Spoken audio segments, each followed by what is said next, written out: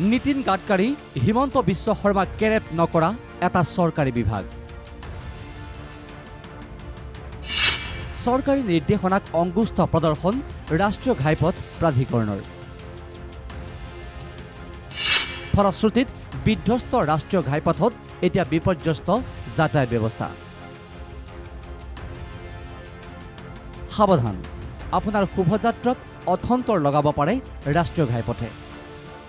কাৰণ এতিয়া যাতায়াত কৰিবলৈ সুচল নহয় ৰাজ্যৰ কেইবাটাও ৰাষ্ট্ৰীয় ঘাইপথ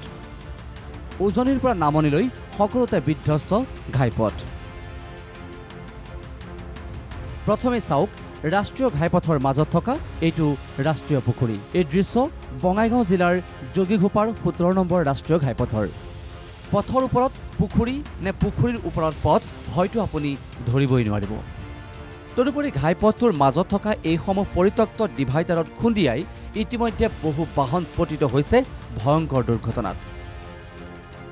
চুবুৰীয়া পশ্চিমবংগৰ দিশৰ পৰা দৈনিক হাজাৰ হাজাৰ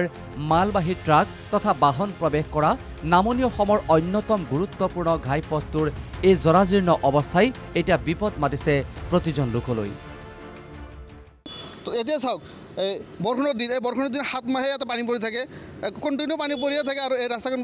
বেয়া হৈ থাকে ৰাতি হ'লেতো দেখাই নাযায় এই ঘাইপথত সঘনাই এক্সিডেণ্ট হৈয়ে থাকে এক্সিডেণ্ট হোৱাৰ এটাই কাৰণ সেই কাৰণটো হ'ল ইয়াতে ডাঙৰ ডাঙৰ গাঁত হৈছে ইয়াতে এই গাঁতটো বিভাগীয় যি কৰ্তৃপক্ষ আছে বিভাগীয় কৰ্তৃপক্ষ এই জেগাখনে কোনো ধৰণৰ নজৰ দিয়া আমি দেখি পোৱা নাই অতি সোনকালে এই ৰাস্তাখিনি আমি ঠিক কৰি দিবলৈ দাবী উত্থাপন কৰিছোঁ অন্যথাই আমি জিলা অঞ্চলে আমাৰ যি জয়ীগোপাৰ নেশ্যনেল হাইৱে আছে সেই হাইৱেত আন্দোলন কৰিবলৈ বাধ্য হ'ম এই দৃশ্য আকৌ তিনিচুকীয়া জিলাৰ পানীতোলাৰ 37 নম্বৰ ৰাষ্ট্ৰীয় ঘাইপথৰ উজনিৰ ৰাষ্ট্ৰীয় ঘাইপথৰ বিধ্বস্ত ৰূপৰ আন এক উদাহৰণ এইখিনি স্থান ঘাইপথটোৰ এইসমূহ প্ৰকাণ্ড গাঁথৰ মাজেৰে যাত্ৰা কৰি ইতিমধ্যে দুৰ্ঘটনাৰ উপৰিও চিকিৎসাধীন হ'বলগীয়া হৈছে বিভিন্নজন সেয়ে দীৰ্ঘদিনীয়া তিক্ত অভিজ্ঞতাৰ অন্তত চৰকাৰলৈ বাট নাচাই এইবাৰ ঘাইপথ মেৰামতিত নামি পৰিল পানীতোলা আঞ্চলিক ছাত্ৰ সন্থা চৰকাৰে কৰিব নোৱাৰা কাম কৰি দেখুৱালে আছুৱে ৰাষ্ট্ৰীয় ঘাইপথ প্ৰাধিকৰণৰ নিৰ্লিপ্ততাৰ বিপৰীতে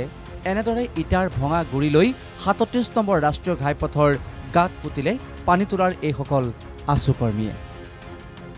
আসলে এটা বৰ দুখ লগা পৰিস্থিতি আসলে ৰাষ্ট্ৰীয় ঘাইপথটোৰ যি এই পুখুৰী হাদ্দিক যি গাঁত তেনেহ'লে আপোনালোকে ভাবি চাওক যে এই চৰকাৰখনৰ দিনত গাঁৱৰ বাট পথবিলাকৰ কি অৱস্থা যিসমূহ ঘটনা পৰিঘটনা এই ৰাস্তা দি অহা যোৱা কৰোঁতে হৈছে সেই পৰিঘটনাসমূহ বিশেষকৈ হৈ থকাৰ কাৰণে আমি আজি পানীতোলা আঞ্চলিক ছাত্ৰ সন্থাৰ তৰফৰ পৰা আজি আমি শ্ৰমদানৰ কাৰ্যসূচীৰে এই ৰাস্তাৰ যিসমূহ গাঁত পুখুৰী সদৃশ গাঁতসমূহ আমি পুতাৰ ব্যৱস্থা কৰিছোঁ আৰু কিমান দিনলৈ বিধ্বস্ত ঘাইপথৰ বাবে জমৰ যাতনা ভুগিব লাগিব ৰাজ্যবাসীয়ে এইখিনিতে সোঁৱৰাই দিওঁ যে ইতিপূৰ্বে অসমৰ ৰাষ্ট্ৰীয় ঘাইপথৰ শোচনীয় অৱস্থা দেখি শীঘ্ৰেই মেৰামতি কৰি ৰাইজক সুচল যাতায়াতৰ সুবিধা কৰি দিয়াৰ প্ৰতিশ্ৰুতি দিছিল কেন্দ্ৰীয় পথ পৰিবহণ মন্ত্ৰী নীতিন গাডকাৰী তথা মুখ্যমন্ত্ৰী হিমন্ত বিশ্ব শৰ্মাই আনহাতে কিছুদিন পূৰ্বে অসম বিধানসভাৰ অধ্যক্ষ বিশ্বজিৎ দৈমাৰীয়েও ঘাইপথৰ দুৰৱস্থাক লৈ জবাবদিহি কৰিছিল NHAIৰ বিষয়া কিন্তু কথাবোৰ কামলৈ ৰূপান্তৰ নহ'ল কিন্তু তাৰ বিপৰীতে সময়ে সময়ে টোল কৰ বৃদ্ধি কৰাতহে পাকৈত দেখা গ'ল চৰকাৰক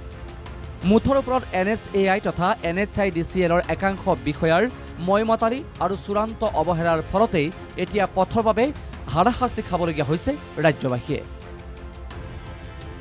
ব্যুৰো ৰিপৰ্ট NKTV+